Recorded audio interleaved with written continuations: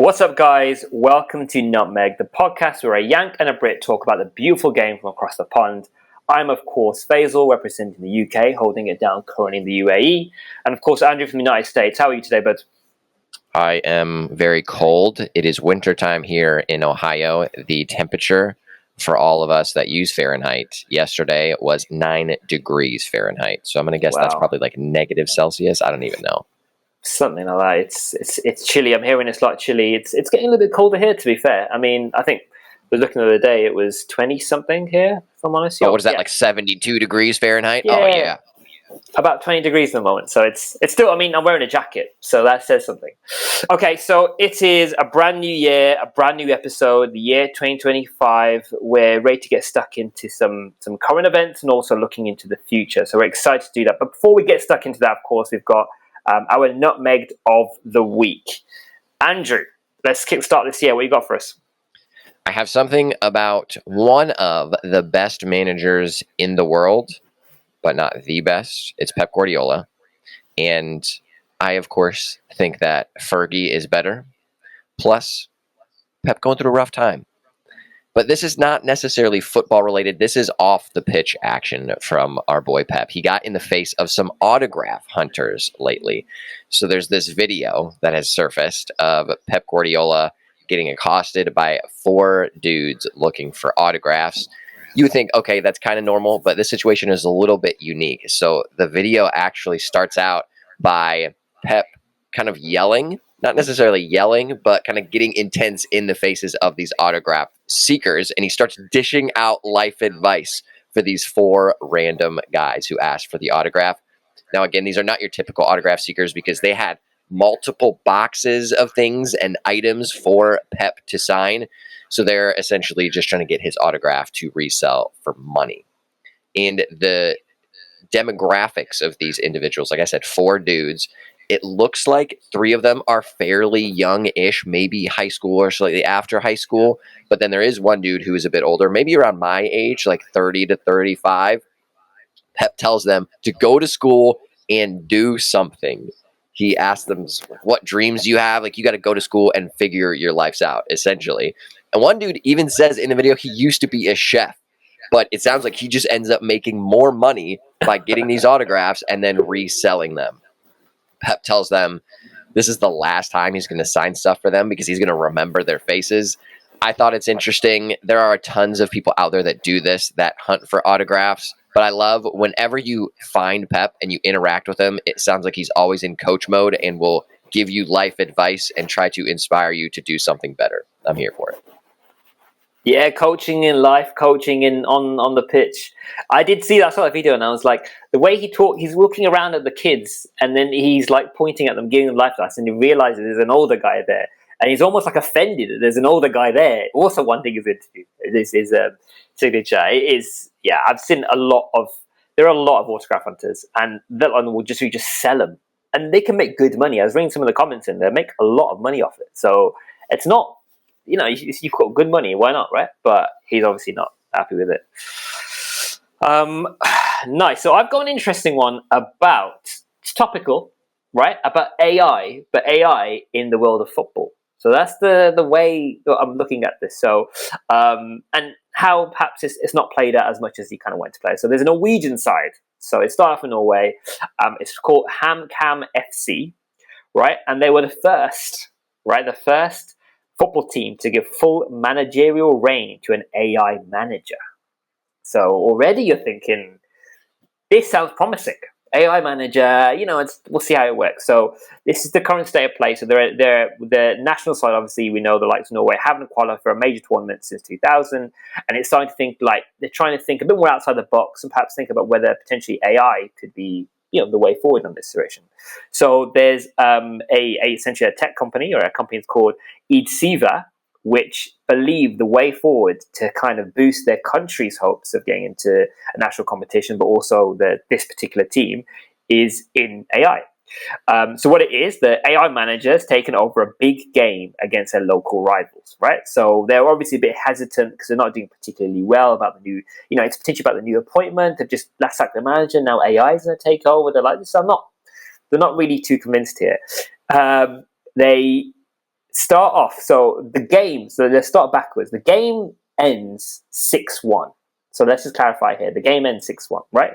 It starts off with a 4-5-1 formation, and they go 1-0 up. So you're thinking, okay, this is going well. And then things quickly fall apart when the AI manager, essentially, the tactics of these AI manager is like the goalkeeper should be taking throw-ins. And then at one point, they do a 1-0-9 formation. That's what the AI tells them to do, a 1-0-9 formation. And then obviously they did not succeed, and it wasn't a successful experiment, shall we say. They're a tech energy company, Idsiva, who use their top 10 technology to create this manager. So I think very much they were saying, look, we tried it, perhaps it isn't the best. And what there's actually the communication advisor, senior communication advisor, he comes out and says as well, the human manager should be back in charge now, and rightly so.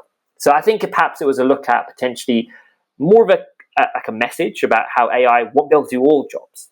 We tried AI with this, and unfortunately it hasn't worked out. But the idea of doing an experiment and doing it in this ways, I'm just not happy, and it's not great. So there's got to be better ways of using AI in this place, but obviously this hasn't worked for them at the moment. So yeah, not great. I do feel happy that it didn't work out, because essentially that would be saying, if it did, I should probably not be coaching in college anymore, because they would just know based on AI what to do without me.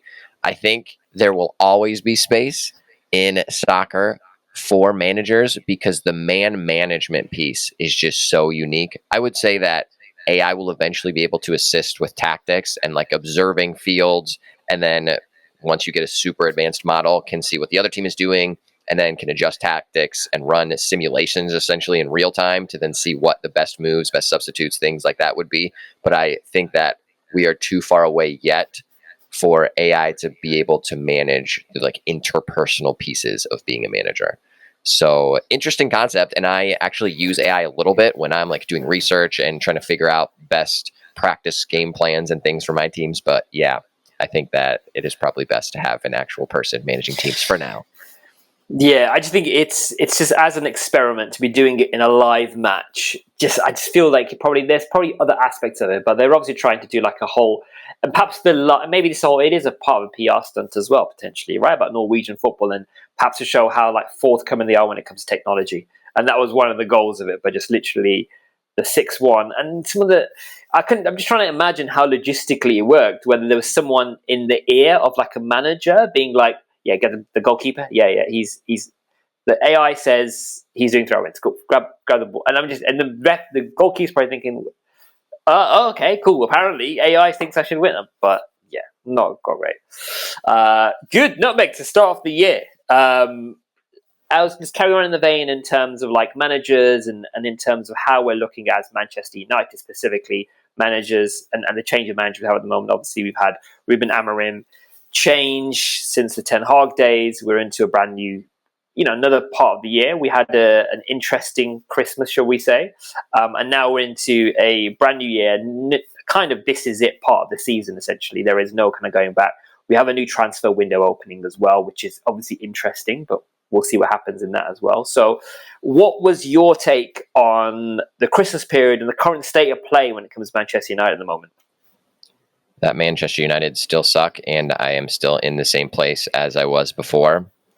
The issue is twofold, and I think I'm getting a little bit more of a clearer picture. 100%, it starts from the top. There's still so much disorganization and no real game plan in terms of front and back office. So that is still where all of the issues stem from for me. Then that now bleeds over into the second piece, which is the roster. The roster is not built competitively to be able to fight for a top 4 spot in general, but then even on top of that, a maybe top of the table spot, because there are some teams that are in the middle range of the table that have better rosters than Manchester United does. Our small caveat, which I'll explain how this works, is that sometimes a blind squirrel will find a nut, which that means occasionally any team can win at some point, because we've seen that with lower teams that are toward the bottom of the table. They still sometimes beat some teams that are in the higher end of the table, even sometimes teams that are in the top 4, top 5. So overall, for me, even though Manchester United got a decent result against Liverpool, and then in the FA Cup, they end up winning in penalties, that is not enough for me to say that, wow, things are now starting to maybe trend in the right direction. I still think that the train is off the rails. They have a lot of things they need to fix before we can even talk about getting into a top half consistently side. I agree. I think there is definitely areas that Man United still look kind of a bit lost with the backroom for sure. But I think just from my own just watching some of the games and some of my kind of key learnings from it was that defensively we've definitely got something here. Whether that would be the likes of Lenny Yoro, that Maguire kind of redemption arc is really coming into play here. And also having like Martinez, for example. I just feel at the moment we're getting to a point where some of our defense and our actual fight is potentially coming back in those two games specifically. I think against those two clubs who are, I would argue, playing some of their best football, right? For us who are 13th, 14th, there's claims of us in the relegation battle and whatever that situation is. So it feels like the fact that you could argue that I think that the seeds are there and the performance and the heart is there. I'm seeing, for example, I saw a video of Ruben Amorim like being in the when it's for the penalties. He's going in, he's geeing up the players. He's in the sort of in the circle in the huddle, telling them all, and then just steps away. And then you've got that kind of energy within the team, and it feels there's an energy of like let's do this. Let's put our heart into this a bit more, which I've not perhaps seen in the other games. There's a lot of blaming, a lot of pointing fingers, for example. Even with, for example, when Xerxes at the end, and there's a shot of Bruno Fernandes pointing him to go, "You're taking it. This is you. This is your time." And I think there's that a little bit coming back now. And there's definitely players that I think have got more and more sparks coming too. And I think Southampton, I think it's tonight, it's Thursday night. Well, in Dubai, it's like 12 o'clock at night on Thursday, right? But that might be a potential for us if you come back from the Arsenal game and knowing us, maybe we lose like 2-0. But I feel like there's something cooking here a bit more to that point. So speaking back to relegation, do you genuinely think, off the back of the performances you've seen so far, including the Liverpool, and do you think we'll still like that at the end of the season? Do you think we'll be in a relegation battle? Well, as it stands right now, we're in 14th and just 7 points away from the relegation zone, which who would have thought we would be at this point, which neither of us did based on our predictions. I did place Manchester United a little bit lower on the slate than you, but not quite this low. When it comes to legitimately being worried about relegation, I am not, because our team is still better than most teams that are in the Premier League. We have the pedigree and we have the resources that should allow us to slowly work our way back up the table. However, you have a much more positive view, I think, than I do.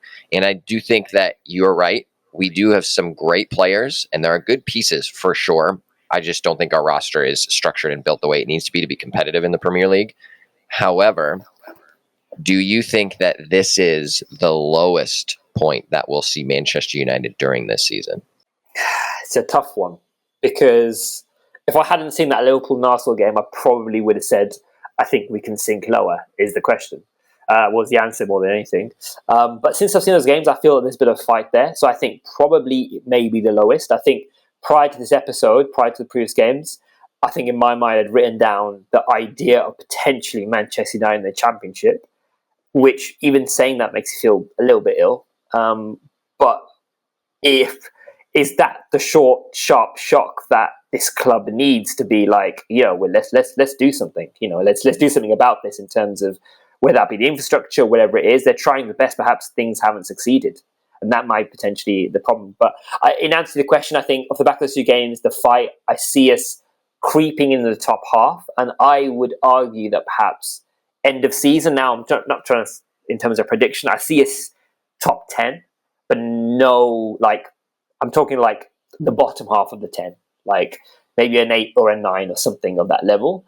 But I don't see it any lower than that at this moment, just because of those two games, because they are a good measurement tool, I think. I mean, people might disagree, but against, again, the solid Arsenal team, who have basically, this is their only cup, right? Let's be honest, they wanted to win the FA Cup, then it's 0-0, we've had a player sent off, and we've held and won on penalties. Psychologically, that is huge.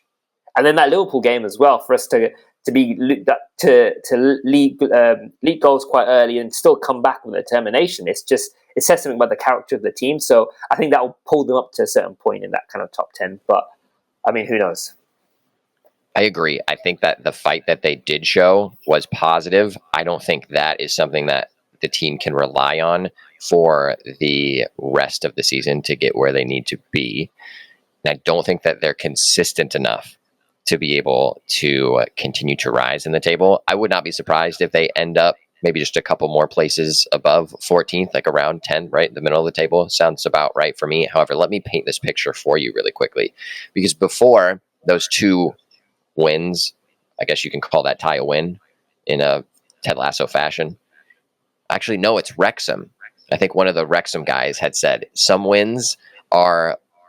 draws are wins, some draws are losses. 100% true. Yes, a draw for Manchester United against Liverpool, that was a win. So Liverpool, Arsenal, two great results. Before that, everyone was freaking out. Even Amorim said that, yes, there is a threat of relegation, and he described the situation as embarrassing. So that's not what you want to hear from your manager, especially of a giant club like Manchester United. But they have not faced relegation since the 73-74 season. And unfortunately, there are a lot of parallels throughout this squad and as well as the management, front end, back end manager situation compared to that season. So let's just look at the history of that just a little bit. So this season ended with Manchester United being in 21st place out of 22. So that was obviously relegating them down to the second division before it was called the Championship. That was when George Best was still on the roster. He was on the team back in the day, but he was not as influential as he once was for the team. So they spent one season in the second division and then got promoted right back to the first division for the 75-76 season. They actually dominated in the second division under manager Tommy Docherty.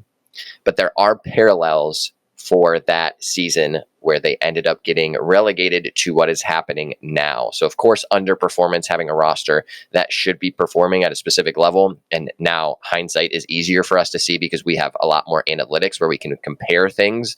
So analytically, they are underperforming about the same amount as they underperformed in that 74-75 season. So that's a little scary. They also had managerial instability back at that point as well, which we have no idea what we're doing with managers. It's just been a rotating door for the past 10 years, unfortunately. So, of course, no stability for fans, for management, for managers that come in general, that they feel like they have to earn their spot, which is good in some aspects, but probably not for a 10-year period of that level of instability. There's also a common trend of fan frustration, which by default, you get fan frustration in general. However, there was fan frustration back in that 74-75 season in terms of getting frustrated with the leadership of the club, not necessarily the performance of the players. Of course, that's just built in by default with the manager as well, but also the structure of the club, like I continue to talk about. So we'll have to see what that looks like. The betting odds before those two win/draws that Manchester United just had, it was 25-1, then it was 40-1. So that is not in favor of Manchester United staying above the relegation zone. Still a little bit far out in terms of how odds are looking, but it was trending down. So we'll have to see how the betting odds change after those two performances. But we will have to see what happens. The schedule of slated games are going to be interesting for how Manchester United finish the season, because like the next few games, they're going to be facing some of the lower echelon teams in the table. But then it's like a kind of difficult run of teams that they have to play toward the end of the season, a bit more competitive of a schedule. So we'll have to see. But that's what history says. I still think I'm going to say, yeah, they're going to finish a little bit higher than they are now. Not worried about relegation, but reliving some of the scary times back in the day. Interesting. That is scary about the numbers on that one, though. Let's not think too much about that. But yes, moving on to other parts of the league before we kind of close off in terms of this part. But do we think? I mean, Liverpool flying that little bump against Nottingham Forest. Speaking of Nottingham Forest are also kind of flying in that space. Chelsea, a little bit of a wobble in that space. And Newcastle doing well in that area as well, and Man City just bobbing along. Not great, but just getting to that space. Who do you think? I mean, has your predictions changed in your mind? You still think Liverpool end up winning it? Is there a Man City comeback on the way? What are your thoughts? I do think that Liverpool will win, and I'm kicking myself now for my predictions of where we were going to have the table of not backing them like I did the past 2 years.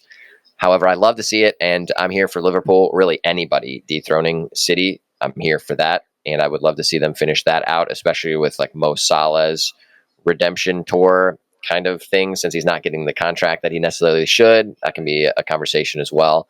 But I think that they will end top.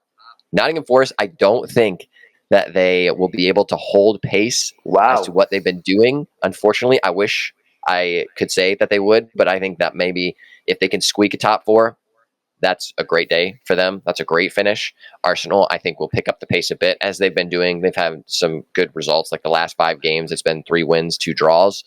So that's pretty positive. Chelsea struggling a little bit. 3 draws, 2 losses in their last 5 games. I still think that they have a roster that will end up keeping them in the top 4.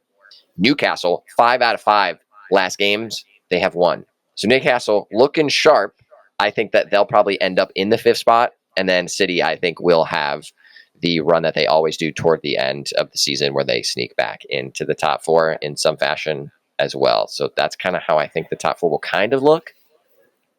Yeah, I mean, I couldn't agree more. I think the only thing I would slightly disagree with potentially, I think Forest hold on. I don't know what it is. I just feel like when you're playing consistently and doing well against these sorts of clubs, Liverpool, for example, Liverpool were playing all out. Like I would argue that Nottingham Forest lost that game rather than Liverpool won that game. I feel there's something in this team that might be putting them in. Chris Wood, if you haven't got him in your fantasy team, I don't know why you're playing. It's consistent in that space. So I feel like there's strikers, and he's like an old school striker, and he's scoring goals. It's really lovely to see. It's like a football heritage situation where you've got that sort of tall striker who's, there's not many of those around, apart from maybe Haaland, who's that kind of there, but the old fashioned, give it to him on a plate, he'll score situation. So I think probably they do hang on.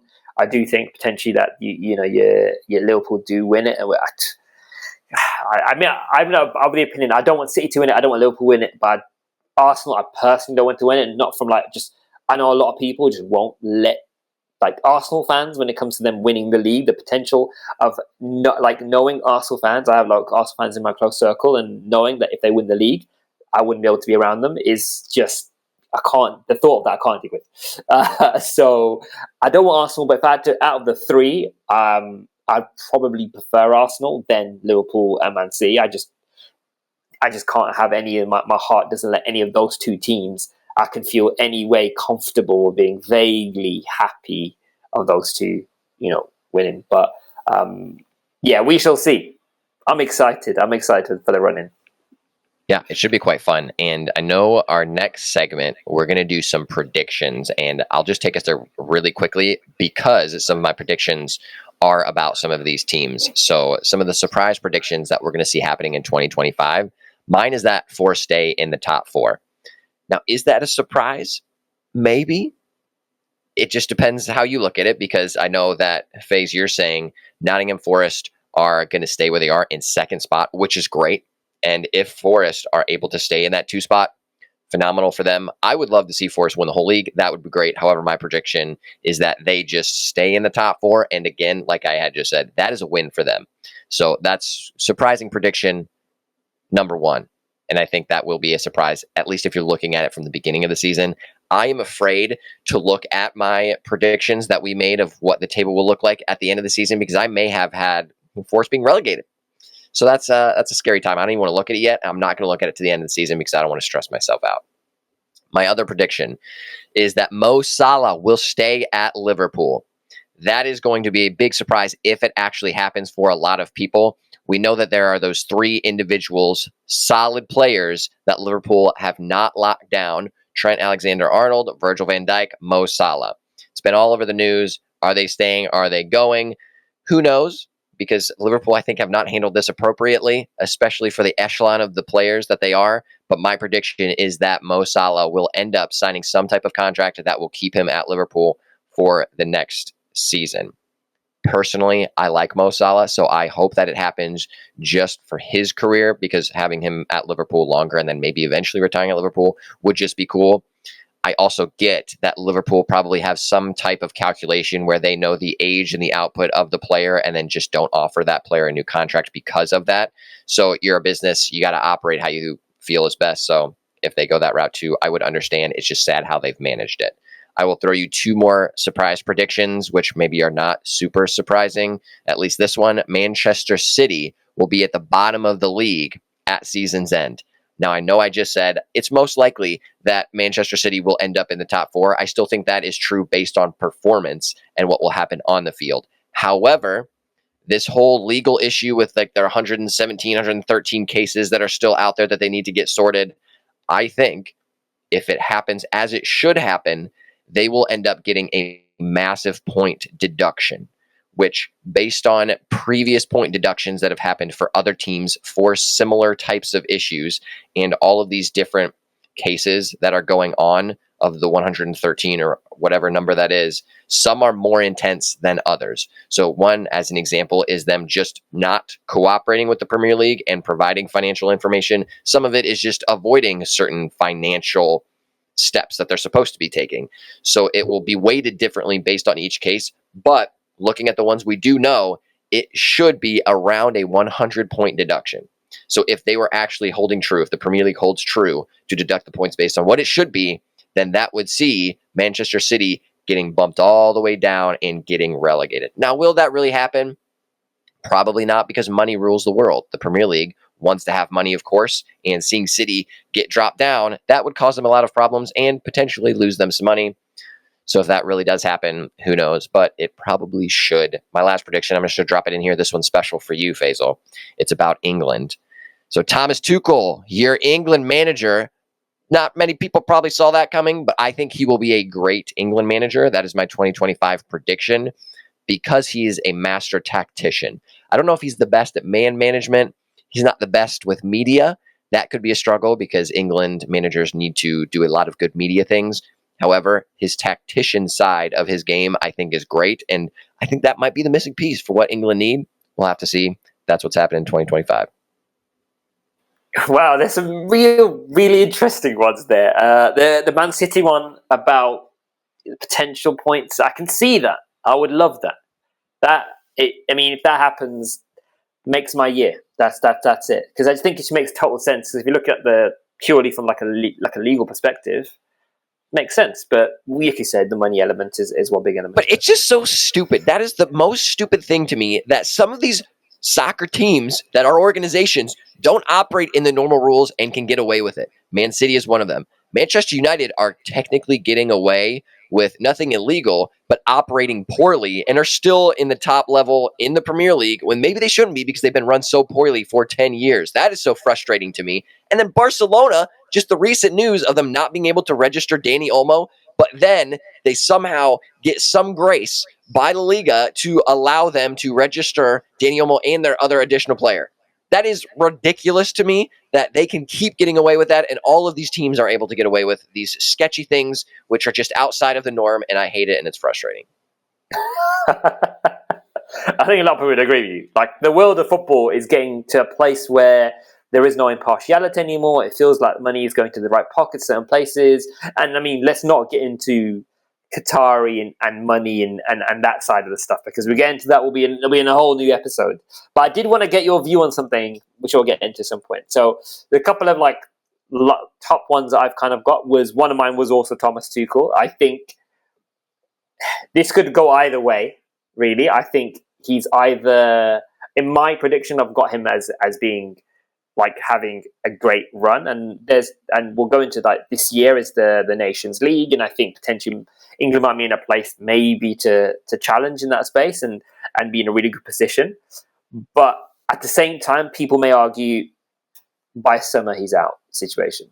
There's this whole thing, but I'm confident about it. There is up and down about Thomas Tuchel, but like I said, I think he's a master tactician, great manager. So I'm excited for that one. So that's kind of like very similar along those lines. My other one is you mentioned about like Salah and being, I think he's probably in the best form, I would argue, of his career, I would say. And it maybe is fueled by the lack of contract, and there is that feeling of maybe he's doing like you said, a bit of a revenge tour situation, going around and trying to score. So my prediction, I think he breaks Haaland's 36 goal record, and I reckon he may potentially break like Henry's like 2020, something that kind of record as well. I do think Haaland, that 36 goal, I think is up for grabs for Salah. In this team, in the way in which Liverpool are playing, in the way in which they're kind of brushing teams aside in terms of the quality and the way Salah's placed at the moment, and the support he's getting, the passes he's getting into that midfield, I can see it. I wouldn't be shocked by it. I can see it. It's not crazy to think, and that's coming from a Man United fan. I think Liverpool will have that Salah will have a great season. But another one potentially, and this is maybe. We mentioned this already. I think Nottingham Forest get Champions League. I would argue the way they're running at the moment in terms of their performances, but also I think as a club, they've just got something on the pitch. There's a togetherness that I've not seen perhaps with other teams. That perhaps I saw maybe last season when Newcastle got Champions League. I think there's that same feeling, that same kind of air about that team, where it feels like we're going to grind out results. We're going to try our best in that space. So, and there's a couple of other ones I had, which I think, I don't know, like it feels maybe they're too far fetched potentially. And there was potential. I was looking at other additional kind of sort of like ideas for what other people's predictions were. Some people obviously had the generic one that Manchester United get relegated. There was those ones. Potentially Man City cases come up and they get relegated as well. Some of the crazy ones that I saw as well was that Chris Wood wins a Ballon d'Or. Not far off, to be fair. Could be a possibility. I saw another one as well, potentially, is that Newcastle will finish above Chelsea, which I can see happening. Maybe there's that kind of break, so that's a good one. That is a lot more realistic than Chris Wood winning the Ballon d'Or. Whoever wrote that somewhere on the internet, I'm going to slap them. And I like Chris Wood. And there's other ones being like, maybe there's like, potentially, is there like a Liverpool quadruple in here situation? Is there opportunity potentially for them to kind of to continue on and win? Do have the craziest season in terms of their performances? There, I mean, Slot's doing great work at the moment, so I wouldn't put it past them to go further in the cup competitions and also to win the league comfortably. So, jam-packed year. Speaking of year, just wanted to highlight a couple of the sort of ones that we've got. The 2025, obviously, it's not a World Cup or a Euros year, but we've obviously got the FIFA Club World Cup, which is taking place in June this year. We have FA Cup final, which again, Man United fans will remember fondly. The UEFA Champions League final, which will be a really interesting one with this new table at the moment. The next few games for Champions League will be an interesting one to kind of go through. You have the Nations League finals, which hopefully will be pretty good. You have the Euros, but it's the Women's Euros. So that'll be an interesting one to see how far England get in that one in terms of their performances. You've got the UEFA Super Cup. You have the FIFA Under-20 World Cup as well. You have the Intercontinental Cup. And of course, at the end of this year, we have the African Cup of Nations, which is in Morocco this year as well. Exciting. You excited for the year of football ahead? There is quite a lot of good stuff. And I'm so excited because I'm getting more into women's soccer. And I've always been on this train of saying, women's soccer is just as exciting as men's soccer. You use the same tactics. So that is cool to me. And I like following women's sports. And it's growing in the U.S., which is exciting as well. So I'm really looking forward to particularly the Women's Euros happening. I think it's hosted in Switzerland this year. Should be cool. A lot of good scenery, a lot of good football happening. I mean, soccer, good stuff. I'm liking it. Exciting.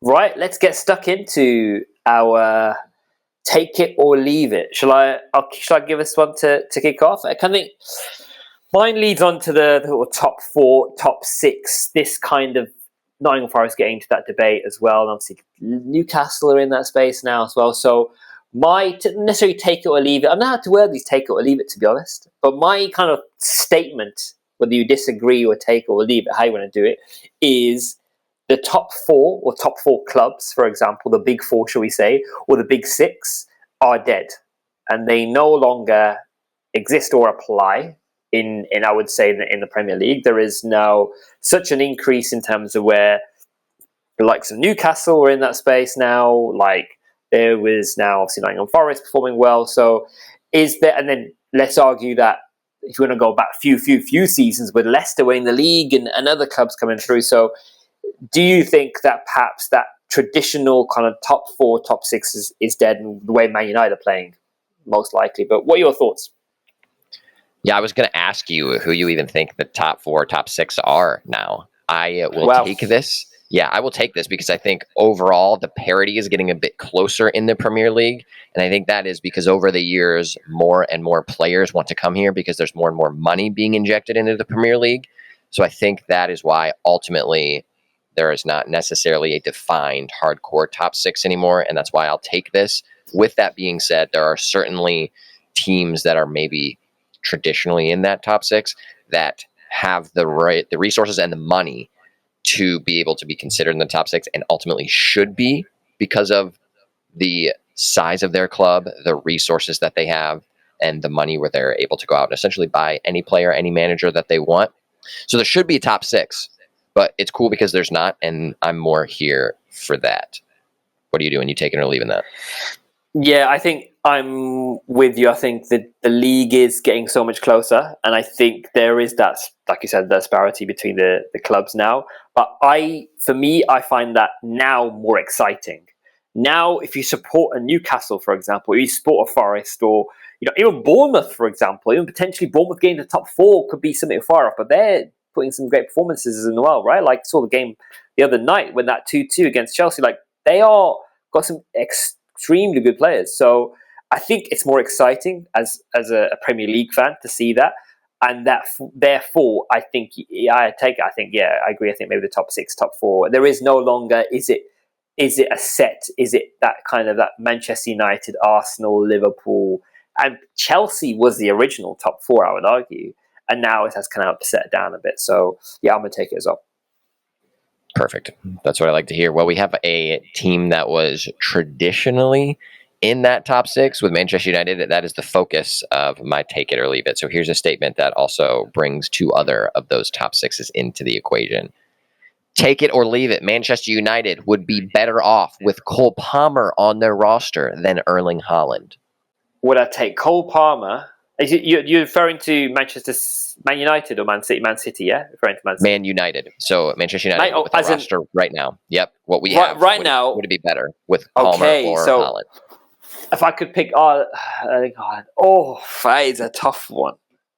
Because I think both of them for a start, they're different sorts of players. So I think then comes into play, like in terms of what do Manchester United need? And I would argue at the moment it's tough because Cole Palmer brings that kind of creativity and his fluidity in play, and the way he just brings the ball into play is very similar, I would argue, to that kind of Bruno Fernandes role. And it does make me think, if we had Erling Haaland, would he just feast on Bruno Fernandes through balls and like chips and does that bring into play? Or do I want Cole Palmer to basically bring in to almost stretch the pitch a bit more, bring in the likes of Xerxes and Højlund and have him alongside potentially Bruno, or give Bruno some rest on certain occasions? Because it's tough. I'm going to go with right now. I think we've got creativity. I think we've got players that perhaps could fill the Cole Palmer route. I think we've got that kind of midfield that could do that. I'm taking Haaland. I think I'm going to. And your original one, you prefer Cole Palmer, take it or leave it. So I'm going to leave that. I'm going to go with Haaland up front, just because I feel we're kind of stacked in that midfield area. I feel like we can definitely get places. You can get there needs to be a head on a ball situation, and Haaland's going to do that. So I'm going Haaland. I am also going to leave this, but for a very particular reason. I think in any other situation, I would rather have Cole Palmer over Erling Haaland. But the reason is because the current state of the roster that Manchester United have is not the end product of where it needs to be. So there needs to be a lot of workshopping that will happen probably in the summer. I'm going to guess they won't do enough in January to make the roster look as it should. So this is because Erling Haaland requires a very specific type of play and players and formation to make him the most successful. Manchester City struggled with that early on to get him into the right place to make him as effective as possible. So Manchester United need to workshop their roster anyway, and they're still trying to figure out what the formation and tactical procedures are that will work best. So if you can take Erling Haaland, plug him into this roster, then you know we have him, so we now need to adjust our roster accordingly, and our tactics, adjust those to make sure they're the best for him so they can kind of tailor make this team for this generational talent, which he absolutely is. So I think in the current state that Manchester United are in, I would take Erling Haaland. However, if we were actually a stable club, I would take Cole Palmer, because finding a player that is consistent as he is and is, like you said, fluid. It's just so weird to find a player that is that fluid and can utilize that so creatively. It's awesome to see. He's almost like an Ozil, and he is so good of a player. It's tough to find players like that are in the midfield that can kind of bring that attacking progression through. So I would love to have Cole Palmer. However, I think Manchester United right now, with their shambles of a structure, need to have an Erling Haaland and that focal point to build the team around. Plus, on top of that, it's just tough to find a true number 9 anyway. And the third piece, having Højlund and Haaland on the same team, confusing and cool. So I'm here for that. I mean, this is all up in the air. Those players playing for Man City, never in a bazillion years will I even consider Manchester United. But you'd argue that the likes of Tevez, for example, and other players that came from Man United going to Man City. But that'll be an interesting one for another day, when a player does swap, for example, the Arsenal Van Persie situation, and whether do you still like that player? That's probably another one. But I'm sure that'll be another take it or leave it. Okay, that brings this episode, the start of the year, brand new episode 2025, to an end. It's been a pleasure as always, mate. Any final words? No, only that if Manchester City does end up getting relegated, I'm curious to think about what will happen with their roster. Will players stay to play in the championship, or will it get dissected? And can we actually have Haaland for real? We'll see. Find out on the next episode of Nutmegged. It's been great, guys. Enjoy. If you can, get onto a pitch. Make sure you don't get nutmegged. Enjoy. Peace.